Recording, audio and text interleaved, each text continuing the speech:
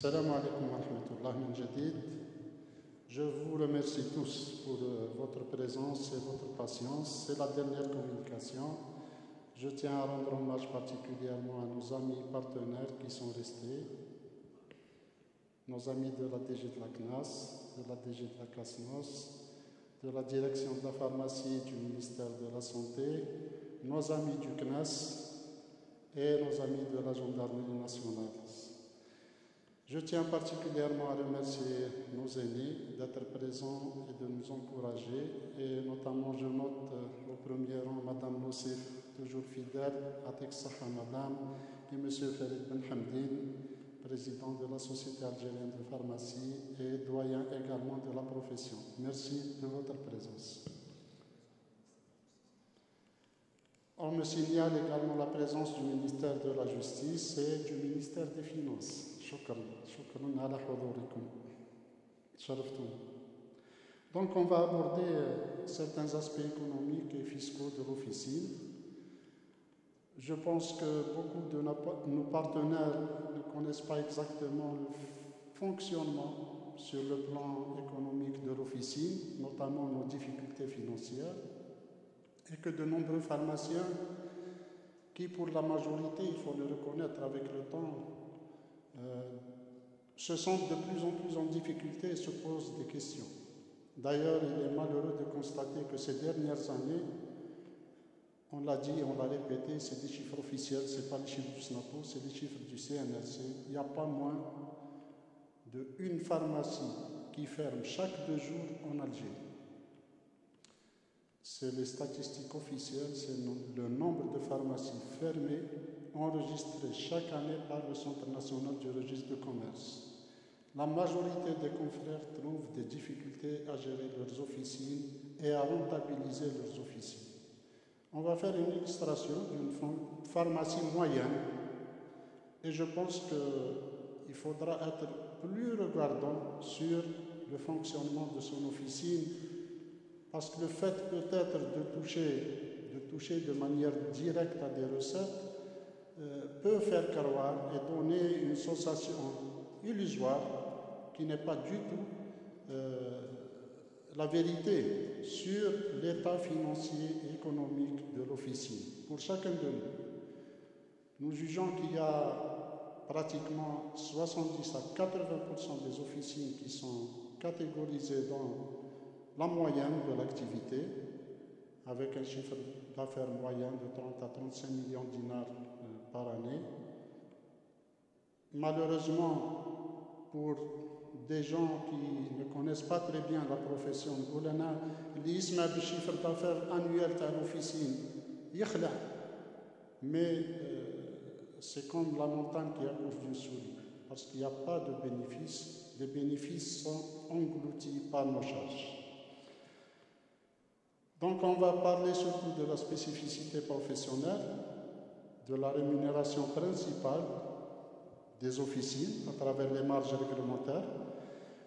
On va parler de la spécificité fiscale de l'officine, puisque l'État nous a accordé un cadre spécifique depuis juin 1998, des autres possibilités existantes de rémunération de l'officine, de revenus et des perspectives. Parce que quand on est en difficulté, on cherche à améliorer. Mais par quels moyens on peut améliorer ou on peut se donner de l'espoir? Et on fait une simulation d'une officine moyenne et on va terminer avec les nouvelles dispositions fiscales décidées par l'État en faveur des officines. J'aime toujours rappeler que le pharmacien est un professionnel de santé. Un professionnel de santé investi d'une mission de santé publique.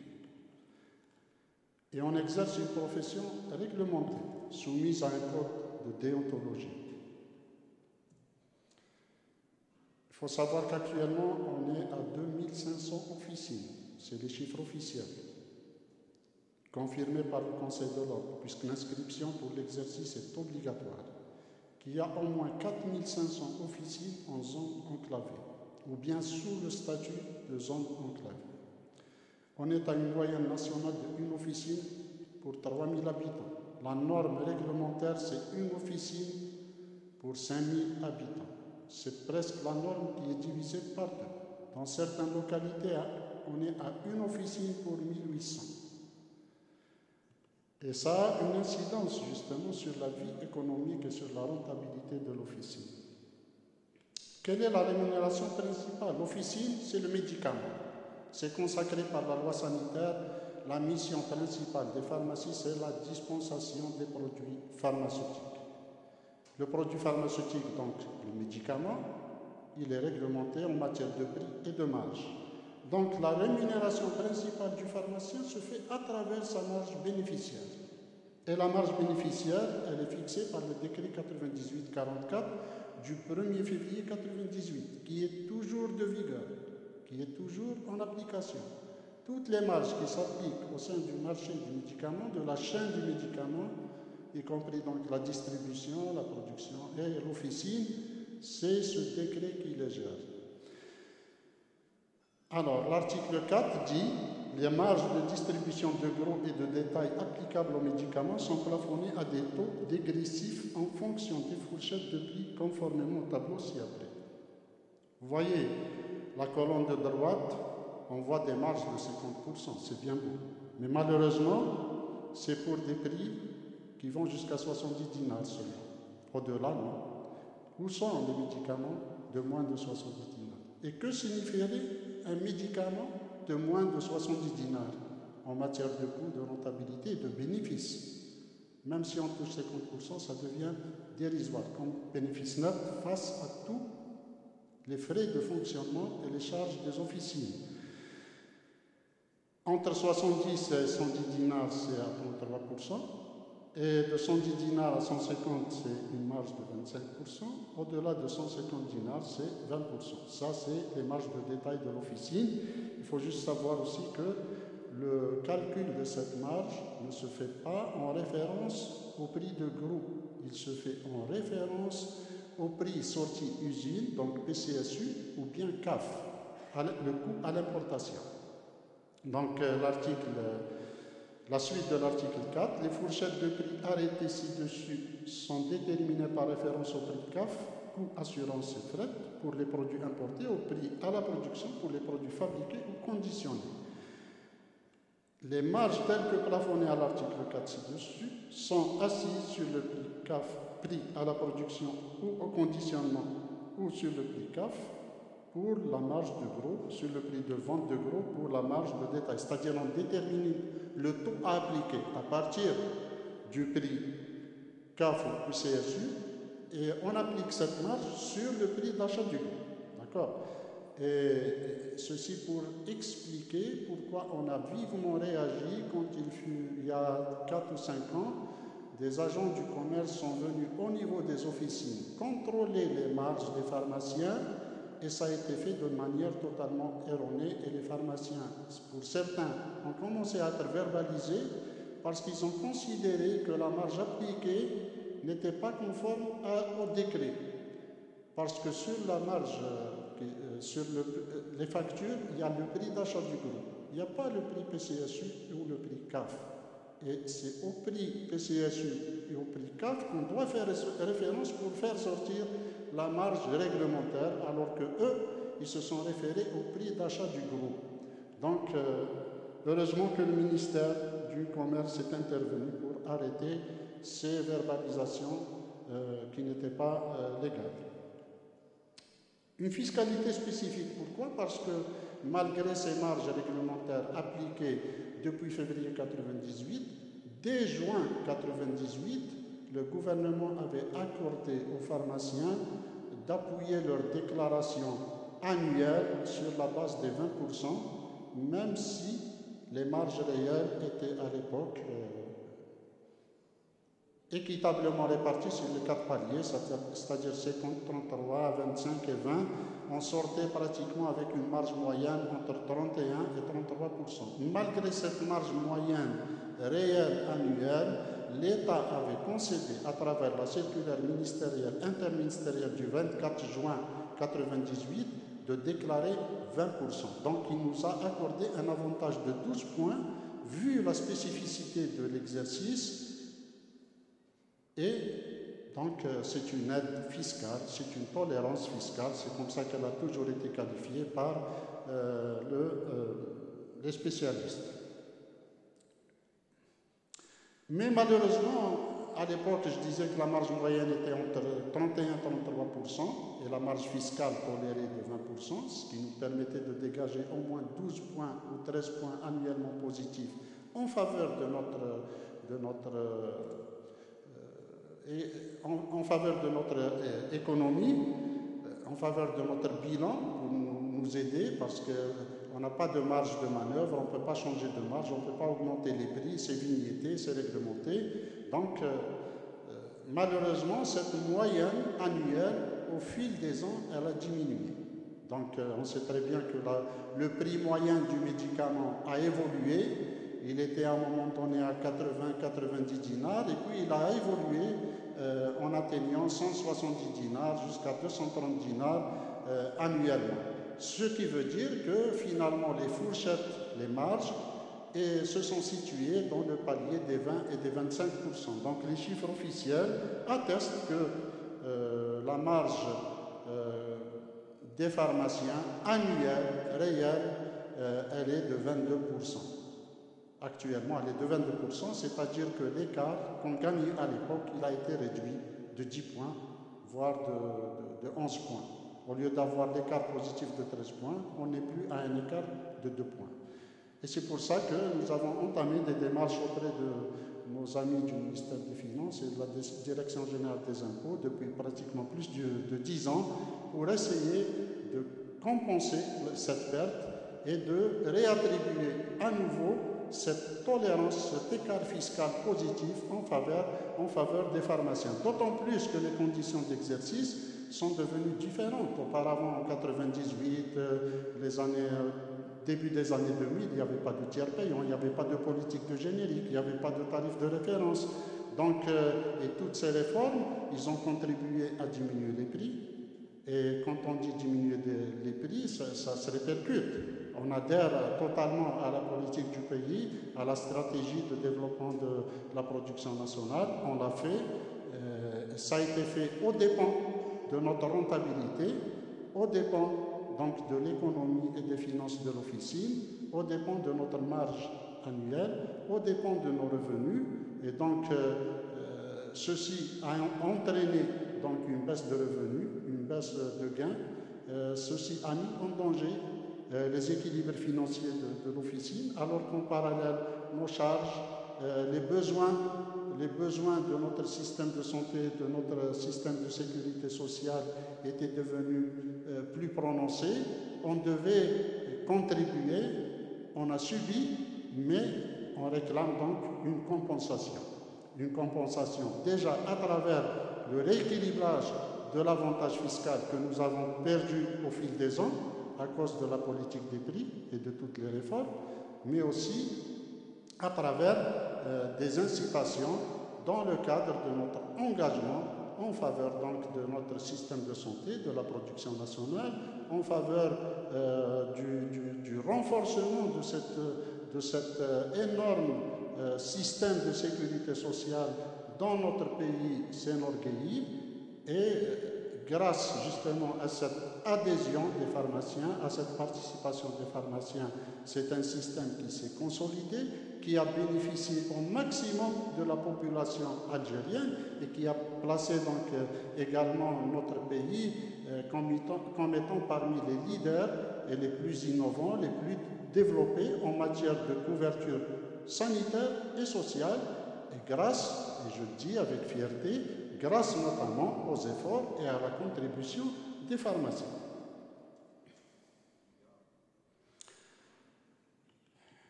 Donc, comme je l'ai dit, la situation actuelle par rapport à la répartition des marges, 90 à 95% du chiffre d'affaires de l'officine est soumis aux deux marges de 20 et 25%. Il n'y a pratiquement plus de produits à 33 et 50%. La marge moyenne annuelle réelle est devenue de 22 à 23%. L'écart favorable dont on a bénéficié en 98 s'est vu diminuer graduellement jusqu'à ne constituer plus que 2 points. alors qu'il était de 13 points. Donc, en dehors de la marge réglementaire, du décret qu'on a vu, de la marge quotidienne, de nos factures, des ventes des médicaments, etc., qu'est-ce qu'on a comme autre revenu? Il y a les revenus de la sécurité sociale grâce à notre convention du tiers payant avec la CNAS et la CASMOS. En 2009, il y a eu donc le nouveau décret sur le tiers payant et c'est la première fois, je le dis toujours pratiquement, c'est la première fois que l'État algérien accorde une rémunération au privé dans un cadre pareil.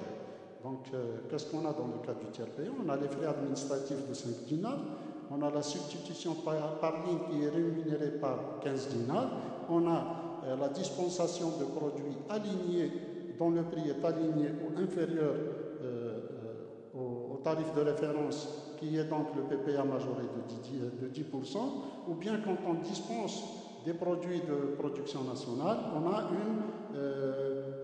un paiement sur le produit dispensé majoré de 20%, un paiement majoré consenti par la sécurité sociale. Donc ça,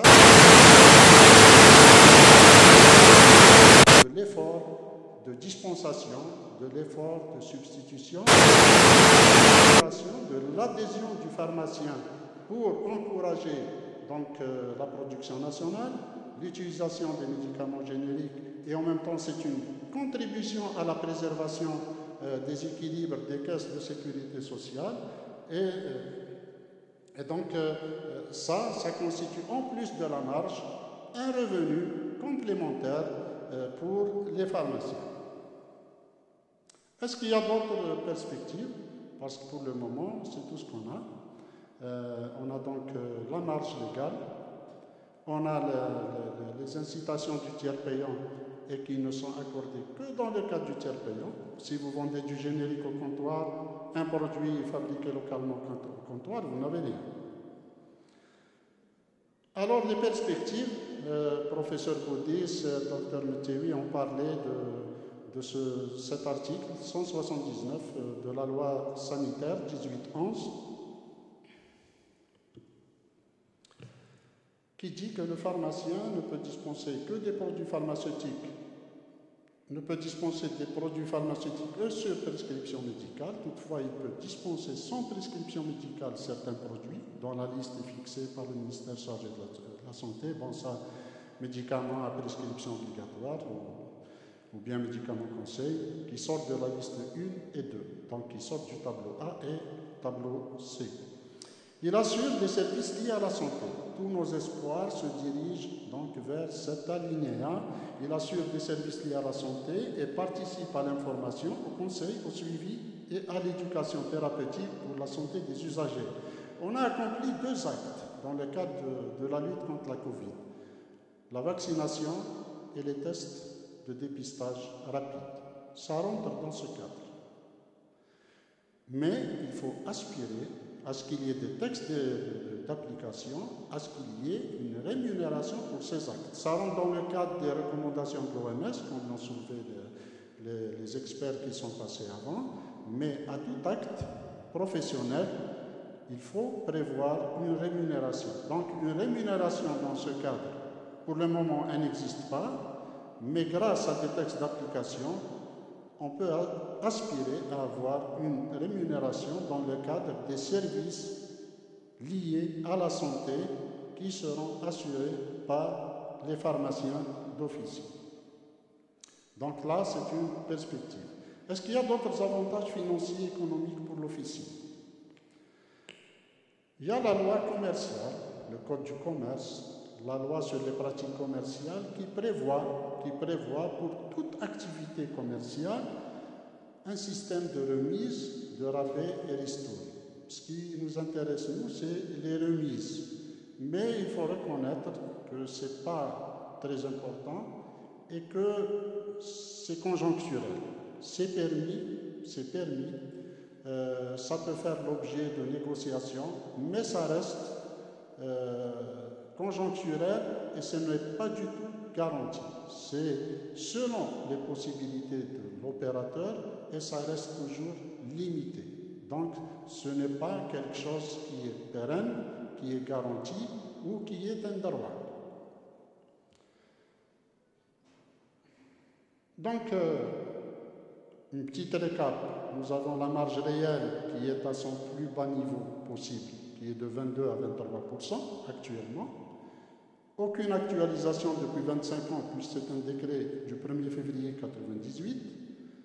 On a les incitations du tiers payant, qu'on peut considérer également qu'elles sont conjoncturelles, parce qu'elles peuvent faire l'objet, comme le dit le décret, d'une révision à n'importe quel moment. Comme ça, il faillit l'être en juin 2017. On a une tolérance fiscale, mais que n'est qu'une tolérance fiscale dont on a eu droit depuis le 24 juin 1998. Ça ne s'applique qu'à la fin de l'exercice. C'est une sorte d'abattement fiscal sur le résultat final de votre activité. Donc, ça réduit vos impôts. Ça réduit partiellement vos impôts. Les avantages commerciaux remis lorsqu'elles sont accordées, elles sont notamment sujets à polémique et elles ne sont pas du tout garanties et ce n'est pas du tout une solution pérenne. Donc, pour récapituler, on a la marge, elle est au plus bas, elle n'est ni négociable et personne ne peut toucher la marge. C'est réglementé, c'est un décret. Et les prix, ça fait l'objet d'un enregistrement d'un comité économique constitué de 5 ministères et aucun opérateur ne peut se permettre de changer de sa propre volonté les prix appliqués aux médicaments. Les incitations pour la production nationale kiff-kiff, les avantages commerciaux kiff-kiff, les 3 heures à donc rabais, ristournes et remises, ce n'est pas vraiment quelque chose de garanti ni de stable.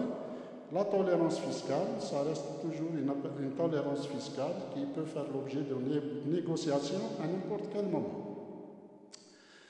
Avant d'aller plus loin, on va faire une étude, une simulation. C'est une simulation syndicale, professionnelle, pas vraiment, qui n'est pas allée dans l'expertise de manière profonde. Elle est sommaire, c'est juste pour vous aider à vous situer. Chacun de nous pourra faire les mêmes calculs. Vous rentrez chez vous, vous allez faire la simulation, votre exercice sur une année, en fonction de votre chiffre d'affaires, en fonction de vos charges, en fonction de tout ce que vous payez, etc., vous gagnez, et vous allez voir si votre officine est rentable ou pas. Et si vous êtes en difficulté, vous allez comprendre pourquoi vous êtes en difficulté. On va prendre un chiffre d'affaires d'une pharmacie moyenne. Pharmacie moyenne, c'est 33 millions de dinars par année. Pour le champ, recettes et tiers payants. Recettes au comptoir et tiers payants. C'est la totalité des achats, prix d'achat, en valeur nette. Donc, chiffre d'affaires en PPA, prix public appliqué, c'est-à-dire prix de vente avec une marge brute moyenne annuelle de 22%, la marge réelle, actuelle pour tout le monde. Donc on aura sur PPA l'équivalent de 40 260 000 dinars.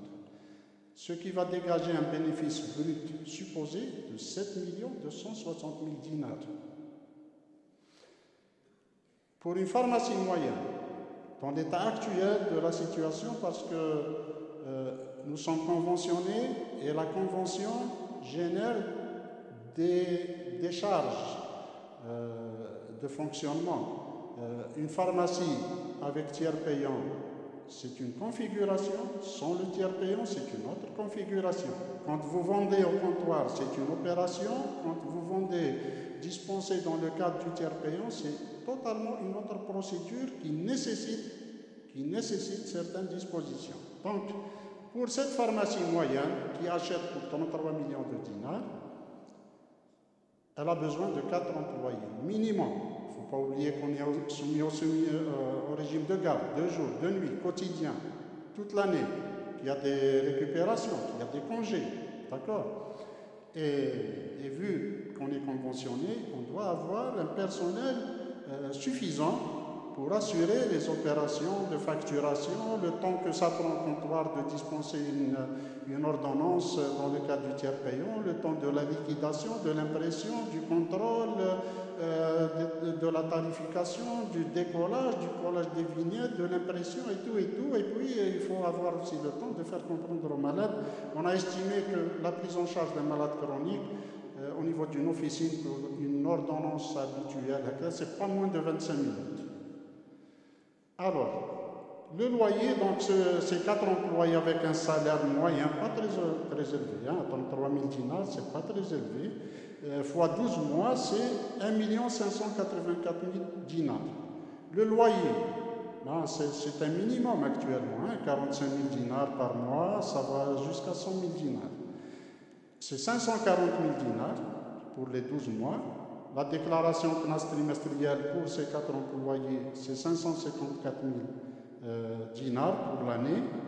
La déclaration mensuelle G50 pour ce chiffre d'affaires, c'est 30 000 dinars x 12. 30 000 dinars, c'est un minimum également. Hein, c'est 360 000 dinars l'année. Cotisation CASNOS en moyenne 450 000. Les charges de fonctionnement diverses, c'est 30 000 dinars x 12.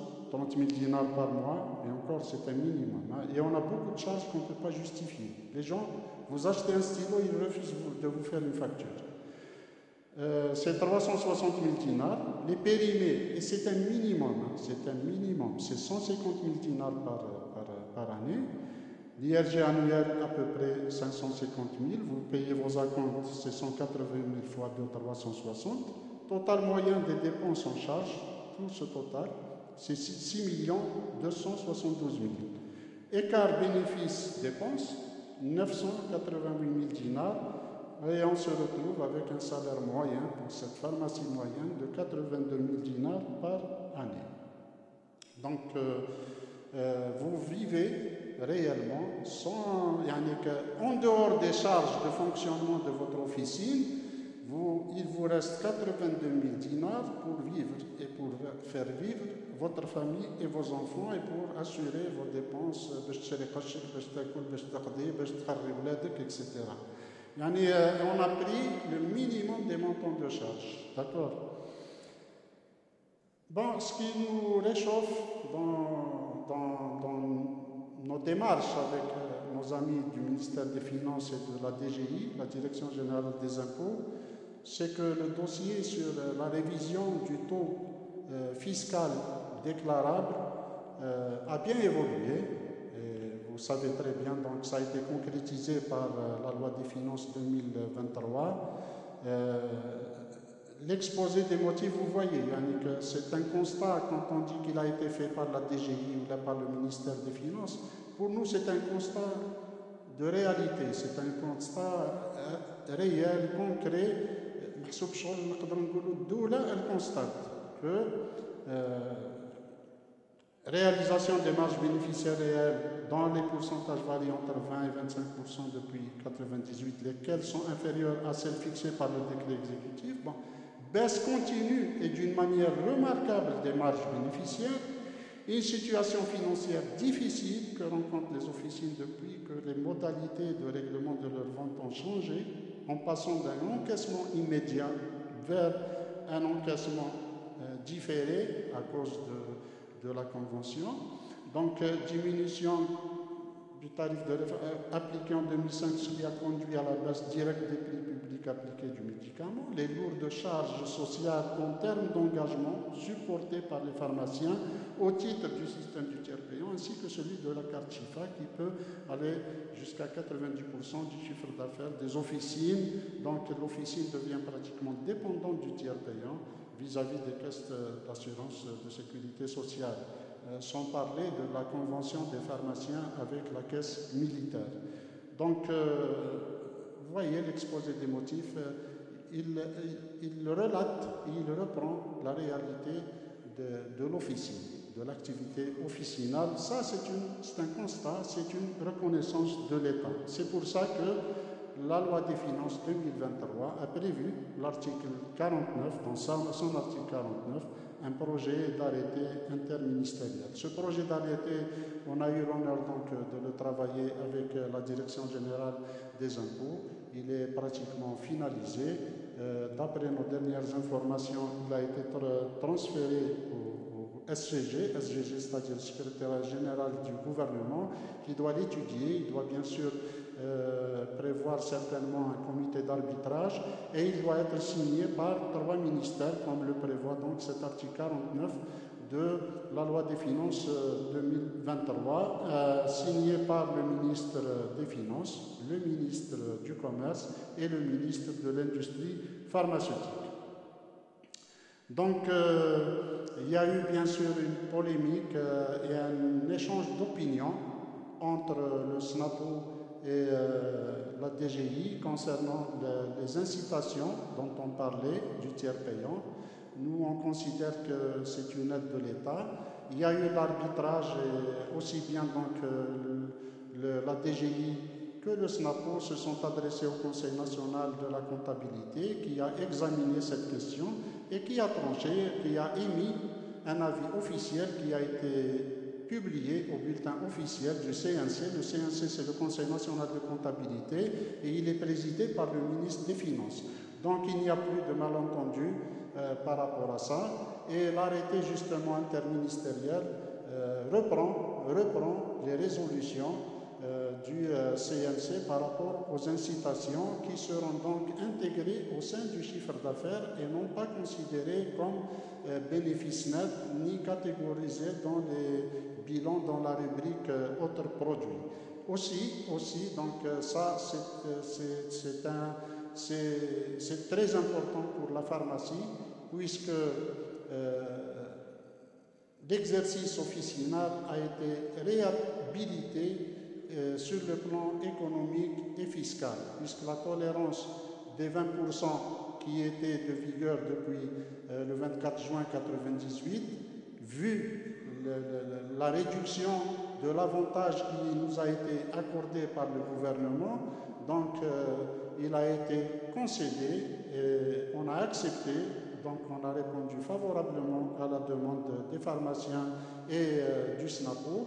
Le ministère des Finances donc, a répondu favorablement à notre demande de baisser ce taux de déclaration vers le indice. Et c'est ce qui va être donc inclus et intégré également dans le projet d'arrêté qui a été préparé. Donc on s'est inscrit plutôt dans un esprit d'échange positif et de partenariat et je pense que la réponse du ministère des Finances ne pouvait pas être autre vu l'exposé des motifs qu'on vous a présenté tout à l'heure. Et ces résolutions donc seront applicables pour l'exercice 2022 à partir de cette année. Donc pour le moment, on vous demande de ne pas encore déposer vos bilans. Le ministère des Finances fait tous les efforts qu'il peut pour que l'arrêté soit signé rapidement et pour qu'il soit donc officiel et applicable. Voilà, ça c'était la cérémonie de signature officielle entre le SNAPO et la DGI pour le compte du ministère des Finances concernant donc les résolutions qui ont été adoptées et accordées aux pharmaciens d'officine. Voilà, je vous remercie de votre attention.